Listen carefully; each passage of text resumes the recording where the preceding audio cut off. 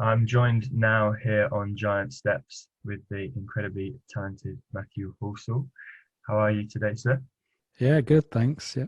Are you in the Christmas spirit? Yeah. Nearly, just about. I'm finishing hopefully sort of midway through next week, and then I'll be fully in chill zone, but still quite busy at the moment, so don't feel quite Christmassy yet. So have got the Christmas tree up though. Oh, that's one step further than me. We haven't got one in my house at the moment. I think I'm heading home to a Christmas tree soon though, so I think I'll be joining you next week and getting in the proper Christmas spirit. But we are obviously here to today talk about your brilliant new album, Salute to the Sun. A great record. Your first sort of proper one as a band leader for I think 5 years now. It's a very spiritual record, very sort of nature orientated, sort of Alice Coltrane, Barry Sanders influences, and the not just in the music but the titles as well also come across sort of very meditation, spiritual based. The name Salute to the Sun, is that also a meditation thing? Is that where the title came from? So the Salute to the Sun is basically a nod to my time. I went to for 2 years. At the end of my GCSEs, I studied at the Maharishi School, and I did transcendental meditation and yoga, and obviously my usual studies at that age, sort of 14 to 16. But the yoga practice that we did in the morning was the sun salutations yoga. So I thought it'd be nice to sort of come up with a title that sort of nodded to that little period in my life where I was probably just starting to get deep into spiritual sort of philosophies and sort of approaches to life and stuff. So Is that something you still maintain today? Do you still um yoga? yeah, I do different types of meditation now. I'm not doing as much transcendental meditation, but I do Kadampa Buddhist meditation. And I was on a bit of a roll before lockdown where I was going to there's like classes in Manchester in the Buddhist centres, and I was really enjoying going to them and just chilling and meditating and in groups and stuff. But unfortunately, since lockdown, I've been having to sort of study and read at home, which is not quite as powerful as So group meditation. So you mentioned being based sort of in Manchester there. I read that you sort of handpicked the band yourself for the record, sort of featuring like predominantly young Manchester-based musicians. Is this something that is quite important to you to sort of stick within this northern Manchester-based jazz scene and sort of showcase artists from it? I think it's really important for what I'm doing right now.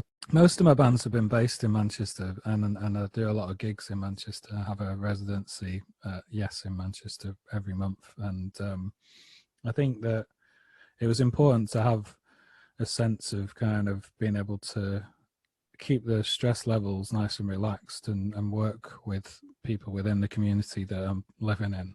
And I'm not a big fan of people traveling all over the shop to do something when you've got really good talent on your doorstep. So yeah, I do work a lot with Manchester musicians, both on the record label side and as a band leader and composer.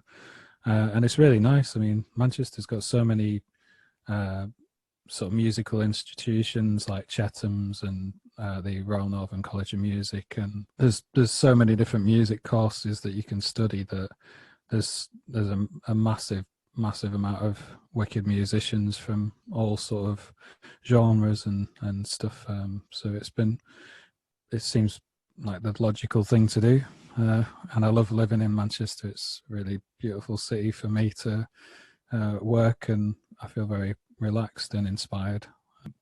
You talk about your the stress level as well and reducing that. Does your role as sort of the head of Gondwana Records, which you founded in 2008, do you put a sort of equal time into that label as you do your own music, or is that something that you tried to sort of delegate a bit more? I guess in the beginning it was really chilled because there was only a couple of releases and it was quite easy to do. And it was my main focus to both release my own music and to develop the record label, and then it got to a stage where it was too much work for me to do on my own. So I brought in a manager of the label, and then since then I've expanded the team. So I've got a label manager, a general manager, and a digital marketing part-time member of staff, and then a full-time graphic designer that works on all the album work and videos and sort of the visual side of the record label. So there's a nice team now, and it's pretty. My job within the record label is now just to work on the music with the artists, so the A&R side, and to work on my own music. So I get to do all the fun stuff. So. When you sort of founded the label, was it something that was quite an easy decision for you to make, as opposed to going to another label to try and put your music out? Did you always want to release it under your own name? It was quite a funny journey, actually, because I'm a massive fan of loads of different record labels, like Warp Records and Ninja Tune Records, and also like the old school jazz record labels like Blue Note and Impulse and Strata East and Black Jazz.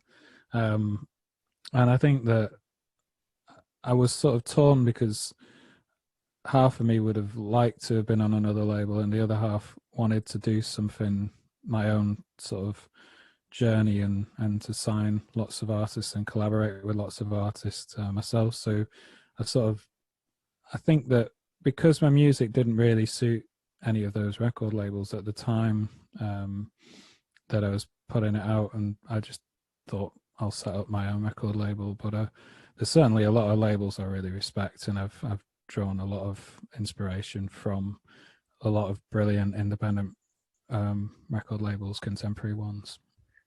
The tracks on this current album are largely improvised. Is this obviously a frequent sort of tradition within jazz? Is this something you decide on, you do with most albums, or how do you decide which tracks you want to improvise with, and which others have more of a definite structure?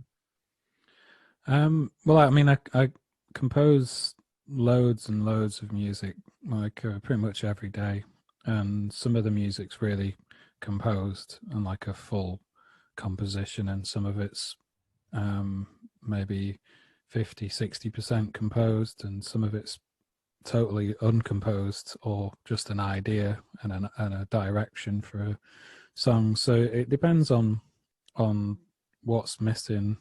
I sort of always think of a larger body of work when it comes to making a record, and how diverse you can make it. And on Salute to the Sun, there's some tracks that are quite heavily composed. I would say Tropical Landscapes and Canopy and Stars, but they still feature maybe 40-50% solo space within that. And it's important for me that the musicians that are playing on the record react to some sort of composition and idea, so that it sounds like my music, but also it's important for them to have fun and explore and add their own voices to it, because it's I really like, togetherness and people coming together and performing and improvising together. I find it a really special, magical journey, and I don't really like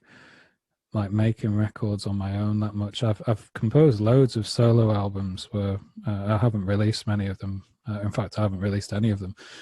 But I kind of feel that there's something much more powerful about doing things together, and that collective consciousness. So, does this link straight into sort of the live shows? Obviously, at the moment, you can't. It's a weird time to release a record, not being able to go straight out and perform them all. But with many of the jazz sort of concerts I've been to, it's very much a more natural sort of flowing environment, and many of the tracks are sort of given a new sort of lease of life or new interpretations when performed live. Is this something that will be the case with this album as well? Is it they all going to find new sort of worlds when they're played live as well?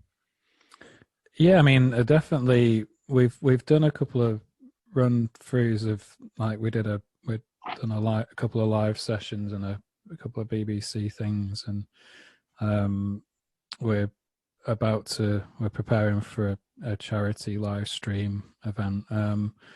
and it definitely sounds fresh every time you play it, and it depends on everyone's mood on the day, which direction certain tracks go in, and the energy and color of the performance. But it also still sounds like a specific body of work, so it's really nice to have that kind of clarity of what we're performing, but also that freedom.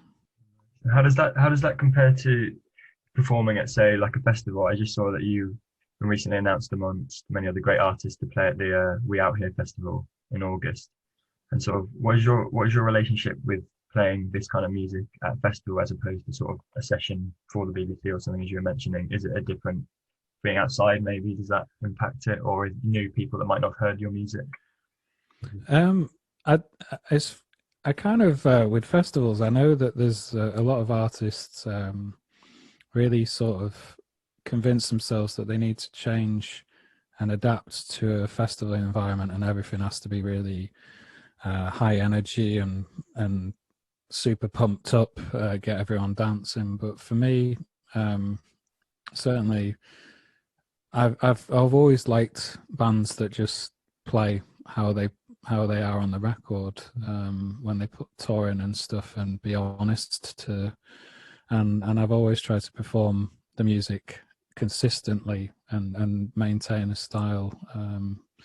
And I've played at We Out Here festival a couple of years ago, the very first one, and I played on the main stage, and it was really nice actually. I was on a Saturday afternoon, sort of perfect slot. It was absolutely packed out, and I just played pretty honest and chilled out set from a back catalogue of music, stuff from Fletcher Moss Park and When the World Was Won, and some newer material, and the crowd really liked it because everything else had been pretty banging all day, like, so it was Yeah, kind of yeah, a nice mellow chill out for everyone. So I think you just got to be honest to who you are and what you're trying to say as an artist. So for sure.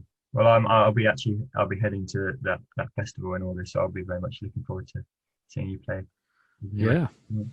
But going back a bit now to sort of the beginnings, as you like, of your jazz story. I read that you took up the trumpet at the age of 6. It's quite young. What sort of made you choose this instrument? Basically, my parents were really into music. My dad was an art teacher, and my mum was sort of a bit of an entrepreneur, had her own shops, and was doing like fashion design teaching and all sorts of stuff. So they were quite creative, and one of my family's friends was a painter, and he painted. There's a local jazz club that had a monthly session on, and they brought bands from all over the world, jazz bands, to play at this venue on a Sunday afternoon.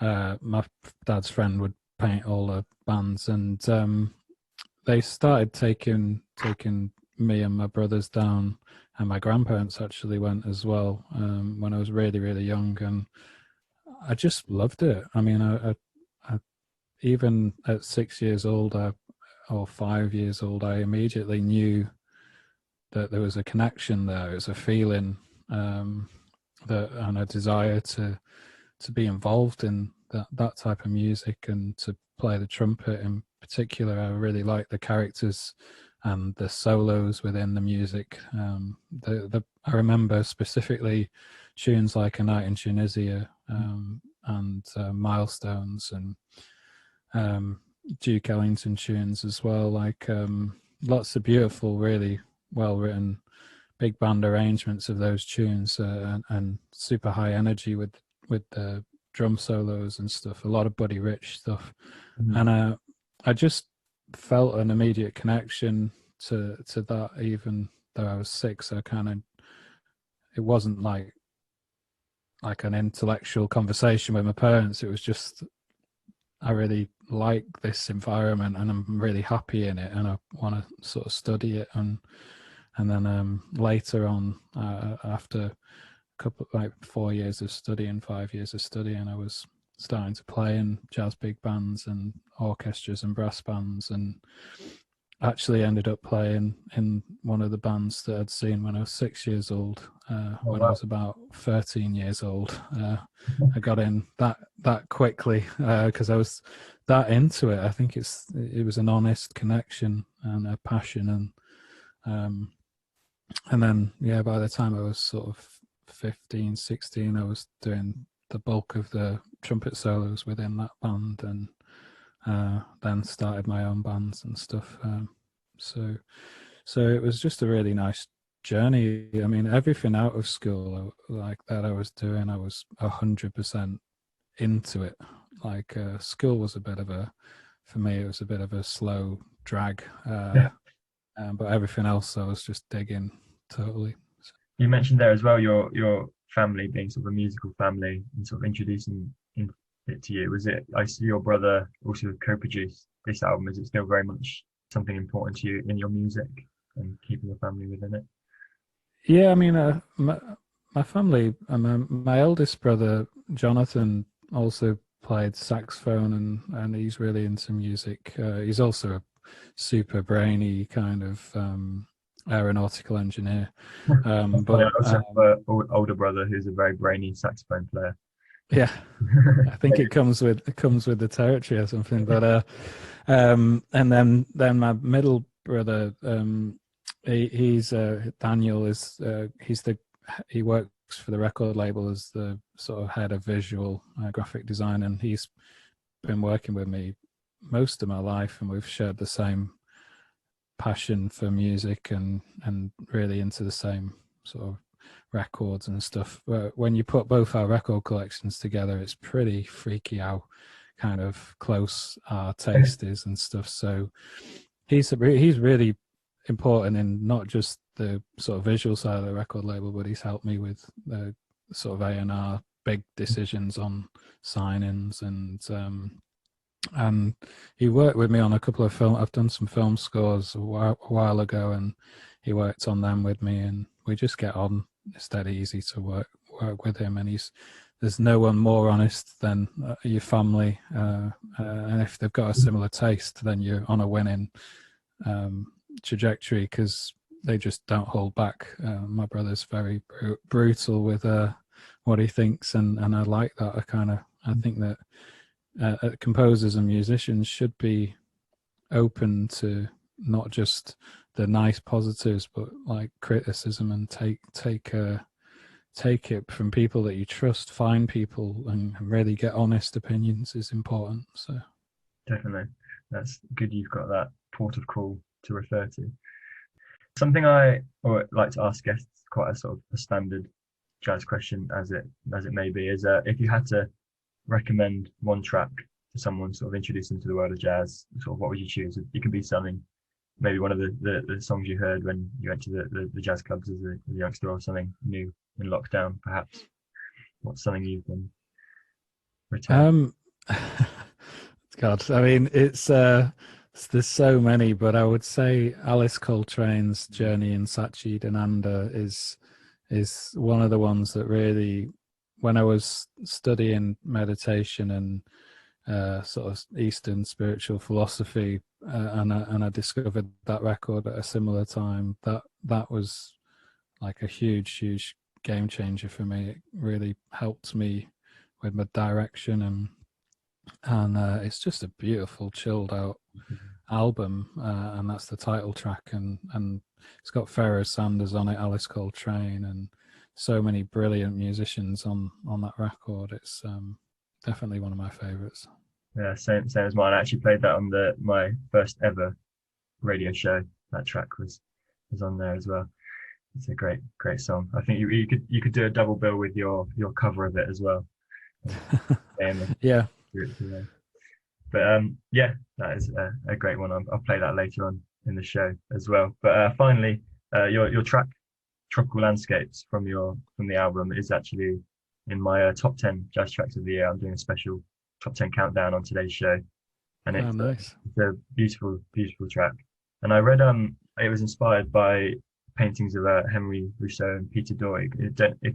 Is this true? If so, why these artists in particular, and sort of what do you get from them? Well, when I'm making records, I'm looking for not just the audio, but I'm thinking about the visual identity. And I think that one of the things that I really like personally about music is taking people on a journey and the escapism of a record. And I think that when you look at Gauguin and Peter Doig and Henry's paintings, they're kind of these beautiful tropical kind of landscapes that are very colorful, and that they're not the true representation of those areas. They're almost like completely exaggerated and super exotic and vibrant and colorful, and like a real treat on the eye for me. And when I was sat at the piano, I was trying to visualize those colors and that environment, those landscapes, when I was composing the album. And I was also listening to field recordings of rainforests and jungles, and just sort of trying to immerse myself as much in an environment, visually and mentally, to allow the music to really have a destination and a kind of a different feel to it to my other records. I like recording with this in mind. And one of my albums, Fletcher Moss Park, was recorded. It was actually written, in Fletcher Moss Park in Manchester, in South Manchester. Wow. And I just sat with my laptop every day in a beautiful sort of March, April period, and composed all the music on that album, and then explained to the band the idea of it all and performed it with that in mind. And I think that it's been similar on this one, that the band were very clear, in particular the percussionist and drummer, that I wanted this to have a real exotic escapism sort of feel to it. So that's really why I reference those painters, because they give me a good visual kind of direction. I think you definitely achieved that. It's definitely a record that, even though the weather right now might not be reciprocating the moods of the record, you can sort of escape to those landscapes as you will. But yeah, thank you very much for talking to me on Giant Steps today. It's been a pleasure. No worries. This is Tropical Landscapes. Matthew Halsall's album Salute to the Sun is out now. Go check it out. Brilliant record. And this is a great track from it.